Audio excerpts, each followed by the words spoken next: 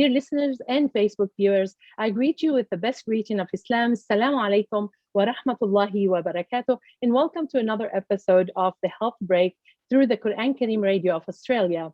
With us today, we have another special talented guest that we are so proud of to have amongst our community. We welcome Dr. Mohamed Jooma, Specialist Registrar, Sports and Exercise Medicine, with us here today, inshallah. Dr. Mohamed practices out of rooms at Sydney Sports Medicine Centre in Sydney Olympic Park. He also helps run fortnightly sports injury and chronic pain clinic for refugees and asylum seekers at Sydney West Sports Medicine Clinic. Dr. Mohamed received his medical degree from Cardiff University in 2012 and completed further postgraduate qualifications in healthcare leadership and management during his junior doctor years.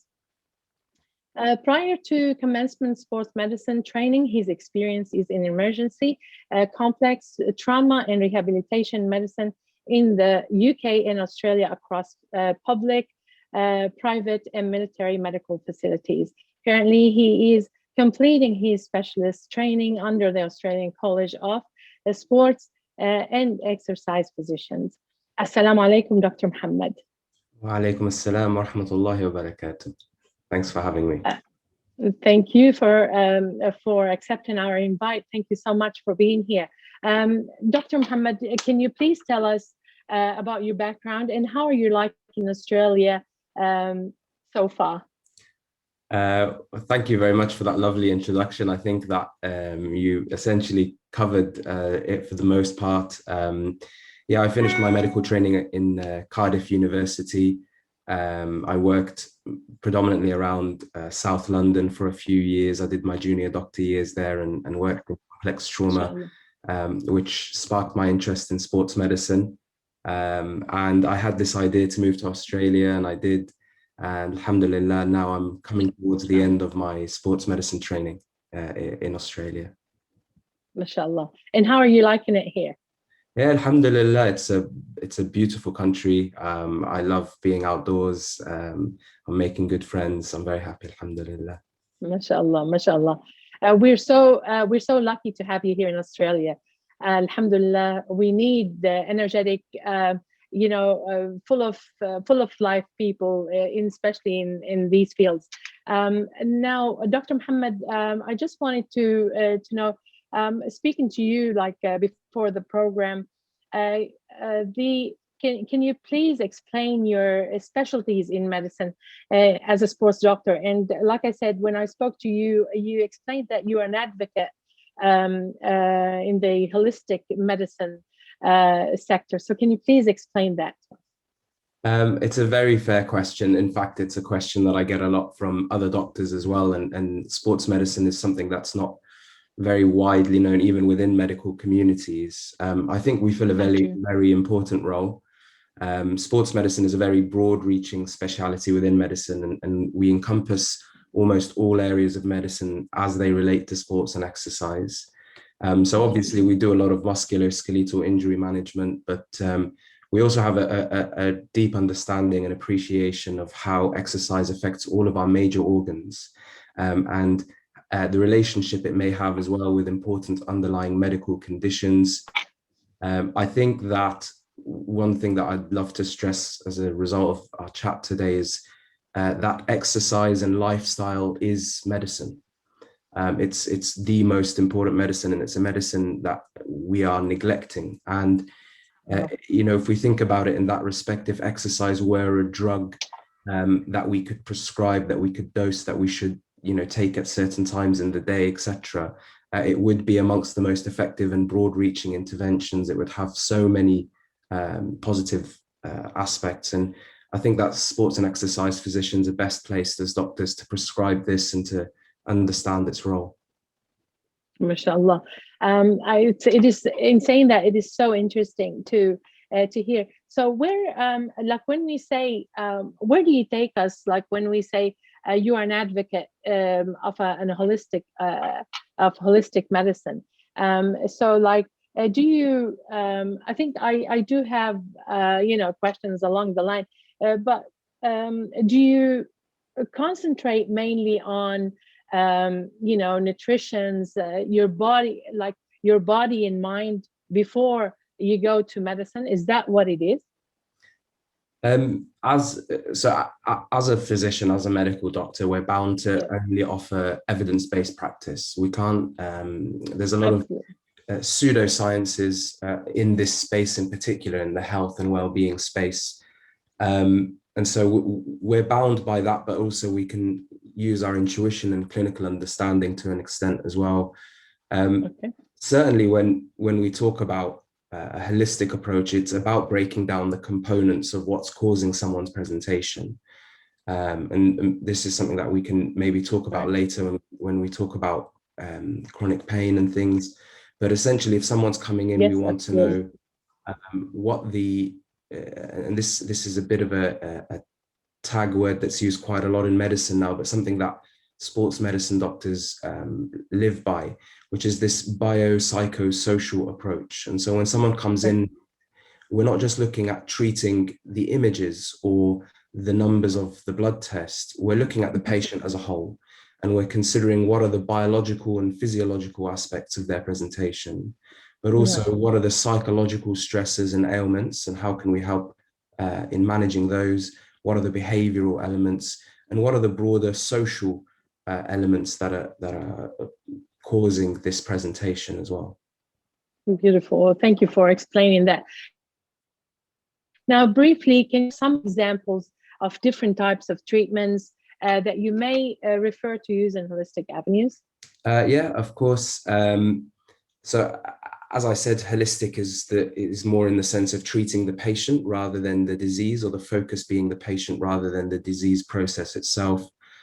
And this is an underlying principle in how we're trained in this specialty. And so I guess if I give you an example of a common presentation, might be a patient who has knee osteoarthritis related pain. We'd need to consider a broad number of things rather than just focusing directly on the knee and saying, okay, what are we going to do with this knee? As a surgeon might say, okay, well, I can do an operation, I can give you a knee replacement. We would look in terms of Yeah. optimizing the impact load through the knee, the strengthening activities that it might need to do with the musculature surrounding the knee, balance work, weight loss. We'd consider their lifestyle Right. and occupational factors. We'd look at their diet, etc. Even before we start talking about the role of what other interventions we can make, like medications, various types of injections, and ultimately a discussion with our surgical colleagues as well. Right. Interesting. Like it's such a nice approach, and a safe approach. I believe everyone would love to go by that. When you say sports physician or doctors, does that mean these terms apply to athletes only?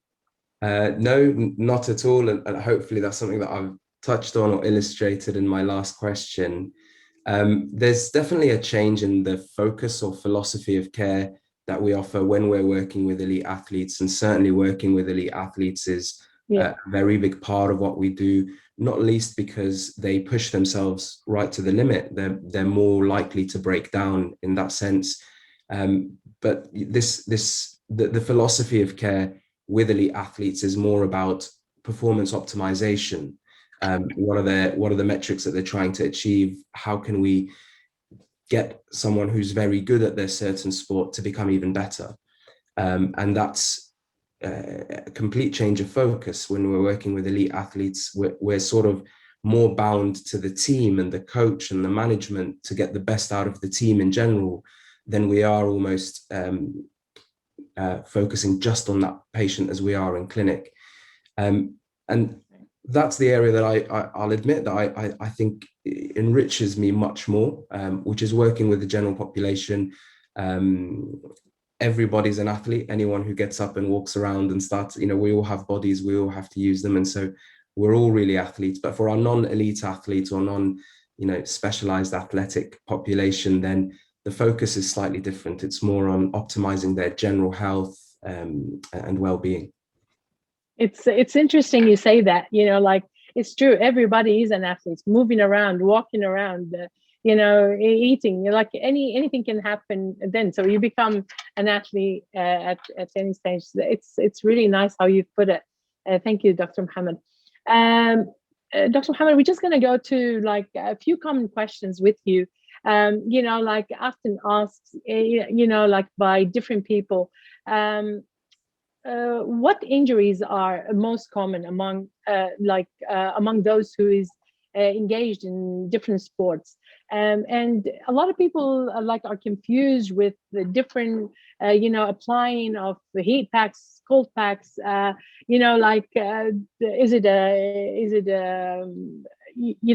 what should we use? So can you clarify this for us, please? It's a tricky question. There's a lot of ways of going about answering this, I guess. I think the first thing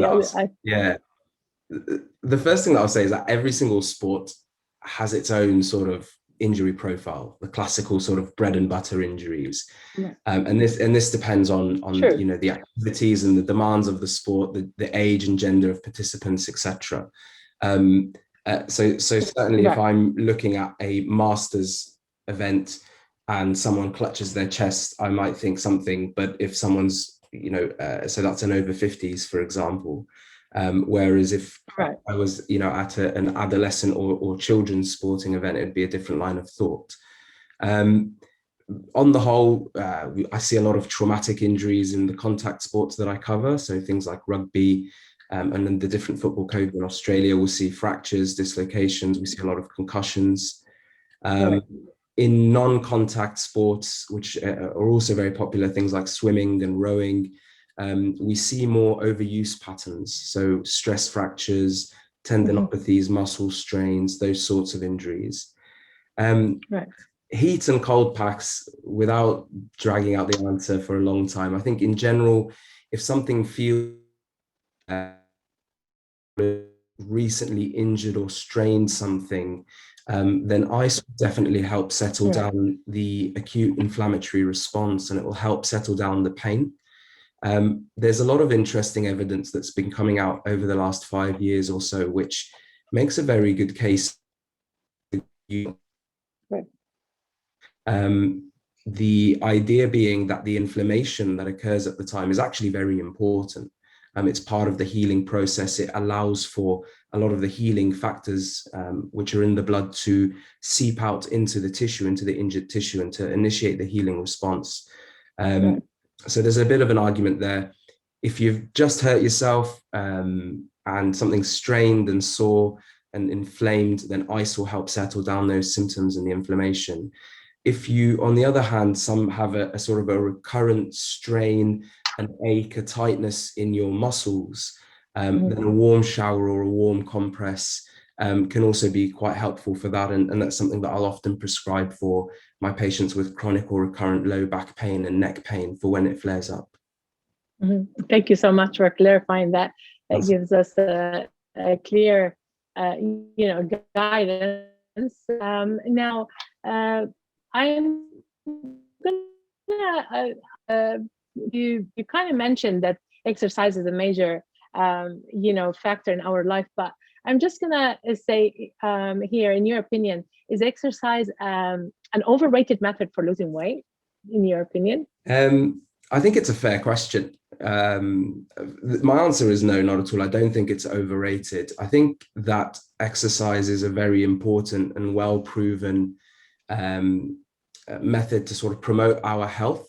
And within that, that includes weight loss. So if we sat down and we listed all of the benefits of exercise, then weight loss is at the very end of that list. It's not something that comes at the top of it, because exercise as an intervention is really a best buy.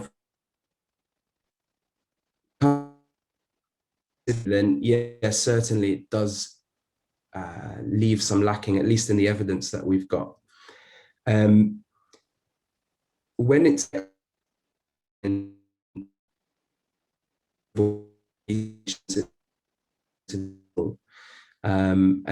this might be a question of how we measure weight loss, because we're just weighing people or looking at their BMI. we're not actually as accurately looking at how much of their fat stores we're helping them burn, as we would say, for example, if we measured their waist circumference or their hip to waist or waist to height ratios, which has not really been done in these studies. But the long and short of it is that you can't outrun a bad diet, and this is a very common saying in sports medicine. If you're just exercising and you're eating poorly, you're unlikely to see much benefit. On the flip side, however, there's a lot of evidence that shows that exercising whilst dieting has a synergistic effect, which means that the sum of the two interventions is more than their individual intervention added together. They work really together. Lots of studies show that diet and exercise are more effective in inducing longer term and sustained weight loss than any other health metric. Things like improved health metrics, so lower numbers in our blood lipids, in our blood pressure, than either intervention would alone. Yeah, that's so interesting. So in your opinion, like how important is for ones to do their stretches and their before their exercise and physical activities, so they avoid any so they can avoid any pain or anything after that. So can you just highlight on that, please? Stretches they're an interesting area.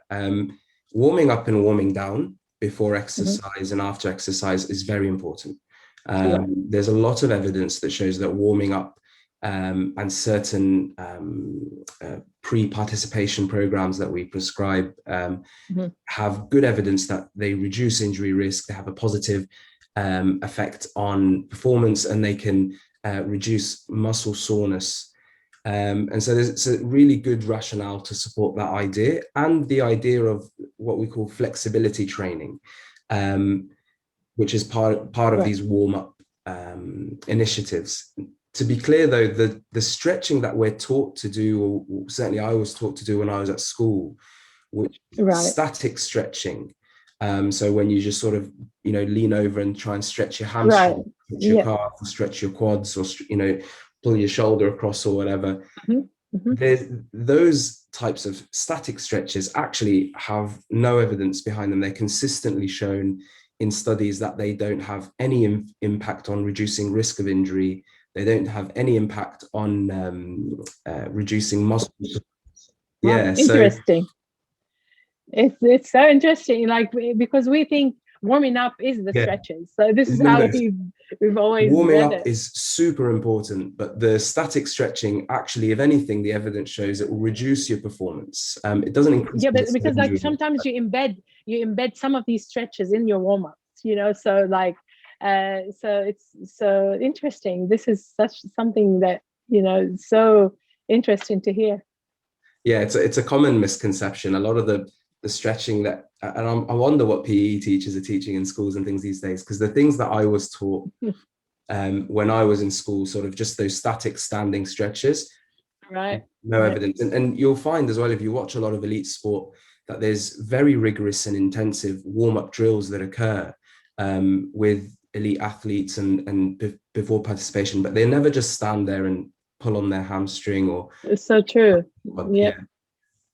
That makes sense now, like it's true, just thank you so much, Dr. Mohamed, for clarifying that. This is so interesting. So the next question would be, what could it, this came to me through an email, like a young female, says that she's the age of 16, I believe, and she has a crack in knees. Like, what is the cause of the crack in knees in this age, Dr. Mohamed? So it reminds me of the sort of question my mum will send me. She'll be like, I have a rash on my shoulder, what is it? I'm like, well, it'd be good start to send me a picture. It could be anything. A little bit more. Right. The answer is lots of things. I think on the whole, painless clicks that we feel in our joints, whether they're our knees or our ankles. On the whole, for the most part, they're very benign, very normal. Our joints will make clicking noises every now and again. In fact, there's a lot of studies that show that clicking or cracking our joints doesn't have any harmful or beneficial effect in the short or medium or long term. And so that's, I guess, really good news for someone like me who habitually cracks their knuckles. And I won't do it now on the stream. What it shows is that I'm not doing myself any harm by doing. I was just gonna add that question. Yeah. No, so so certainly there's no benefit and there's no harm. And I guess, yeah, like I was saying, for someone that cracks their knuckles, it's good news. What is important to clarify is that painful clicking, clunking, locked or unstable joints. When I say locked, I mean that you lose the range of motion that you should normally have. Those things aren't normal. Right. If you have any swelling in your joints at the time that they start clicking or they start swelling, that's not normal. And finally, to differentiate between clicking and something in a medical term that we use, which is called crepitus. Now, this is more of a grinding or a scraping feeling or noise that can occur. And if you do hear that or see that, that's something well worth addressing. And that's something that it is worth popping into for, yeah. Fair enough. Thank you so much for clarifying that question for them. Now, I want to give you some time for this question to explain to us what is chronic pain and how would you define it in a holistic perspective or from a holistic perspective? Yeah. So this is a very big question for a sum up answer, and I'll do my best to try and summarize it as quickly as I can. But certainly chronic pain is, I think, a really important area, and the more that I've been working, I've found it to be a really big burden on quality of life and on certainly communities throughout Western Australia, and certainly the Arabic and Muslim communities. I've seen this to be quite prevalent. I guess, what is chronic pain? Chronic pain is defined as pain that persists for longer than 6 weeks, or depending on the definition that you read, in some instances, 3 months or 6 months. Right. How do we address it? So that's the sort of the definition of it. How do we address it from a holistic perspective is very similar to what I was mentioning before. So it's about treating the patient, addressing what their concerns are, and where their suffering might be coming from. And certainly taking into consideration this biopsycho and social model of care. I think the key thing to really educate patients with is that the perception of pain is something that's subjective, which means it's something that the patient experiences, which makes it very, very real for that patient. But often the thoughts and narratives that we attribute to our pain experience aren't real. They're just our own thoughts that we've decided to turn into our reality. Pain, in its sort of overriding sort of understanding, it's not a structural phenomenon. It's not something that correlates very well with tissue injury, for example.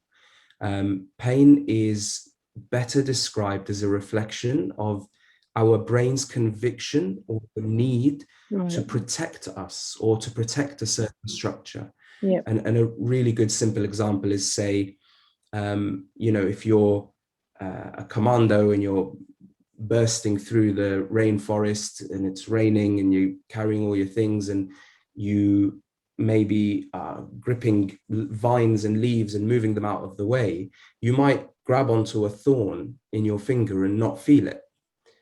But similarly, if you are a violinist and your career depends on the dexterity of your fingers, and you have a symphony coming up and you're very stressed about it and it's 2 days' time, then a paper cut could well be the most severe pain you've ever experienced. because in that moment, there is a perception of very high levels of danger. Right. Now, the biggest challenge I find with chronic pain patients is to unravel where the sense of perceived danger is coming from. Very often, an injury from a structural or physical perspective will have healed or have healed as much as it possibly could within 6 weeks or 12 weeks of injury. And so pain that resides or pain that persists beyond that time is very often not due to anything different in the area itself that the patient perceives pain in, but something to do with the way their brain's deciding to perceive the signals it receives from that area. So it's a very, very complex area. When you talk about holistic, it really is about talking to patients about the many things that affect their perception of pain, which includes their activity levels, the quality of their sleep. Often we involve physiotherapists and exercise physiologists. Often we involve pain psychologists to address the thinking patterns underlying the perception of chronic pain. And this is really one area where a holistic approach is so essential.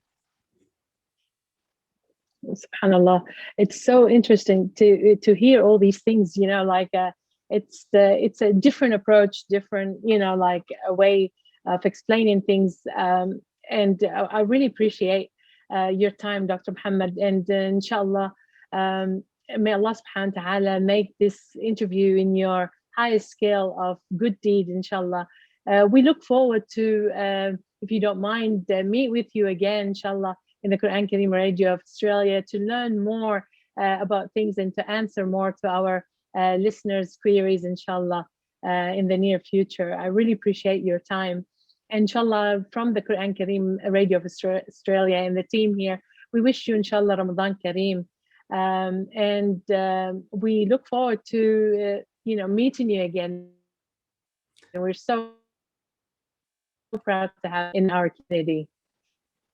Thank you very much. Thank you so much. I did deserve all of those praises. Thank you. No, you deserve it. Thank you so much, Dr. Mohamed. And inshallah, dear listeners and viewers, you can send all your queries or suggestions or feedback, inshallah, to the health break at qkradio.com.au. And inshallah, you are all enjoying Ramadan, flourish with acceptance and showered with mercy. And until we meet again, we leave you with the protection of Allah subhanahu wa ta'ala. Stay safe. Wassalamu alaikum wa rahmatullahi wa barakatuh.